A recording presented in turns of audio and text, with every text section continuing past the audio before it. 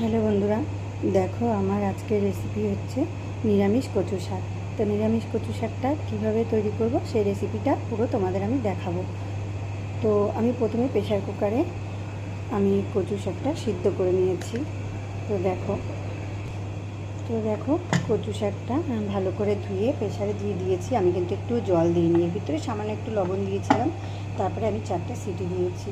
তো আমার কচু শাকটা খুব ভালোভাবে সিদ্ধ হয়ে গেছে। এটা আমি এখন একটু জলটা ছেঁকে নেব কচু শাকের থেকে।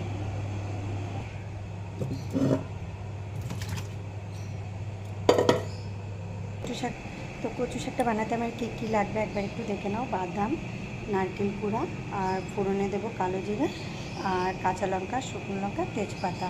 ফোড়নে আমি দেবো কালো জিরা, শুকনো লঙ্কা আর তেজপাতা ফোড়ন।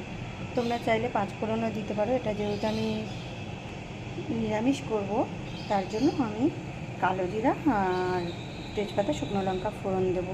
আর তোমরা যদি মনে করো মাছ বা মাছের মাথা দিয়ে করবা তাহলে তোমরা জিরা ফোড়নও দিতে পারো। তো দেখো আমি কড়াইতে এখন তেল দিয়ে দেবো। আগে থেকে একটু দিয়েছিলাম আর একটু তেল দিয়ে দিলাম।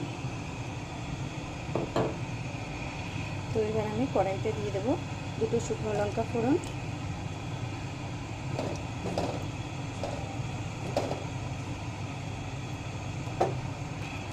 আর দিয়ে দেবো তেজপাতা আর কালো জিরা। ফোড়নগুলো আমি একটু নাড়াচাড়া করে নেব।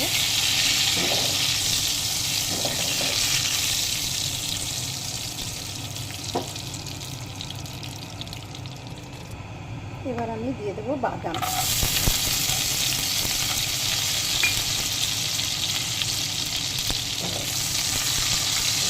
বাদামটা আমি একটু হালকা ভেজে নেব।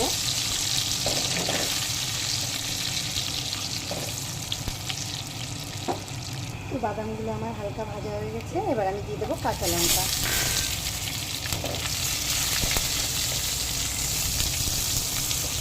কাঁচা লঙ্কাটা দিয়ে নাড়াচাড়া করার পরে এবার দিয়ে দেবো আমি নারকেল কোড়া। নারকেলটা দিয়ে এবার আমি ভালো করে একটু ভাজা ভাজা করে নেব। এবার আমি দিয়ে দেব হলুদ গুঁড়ো,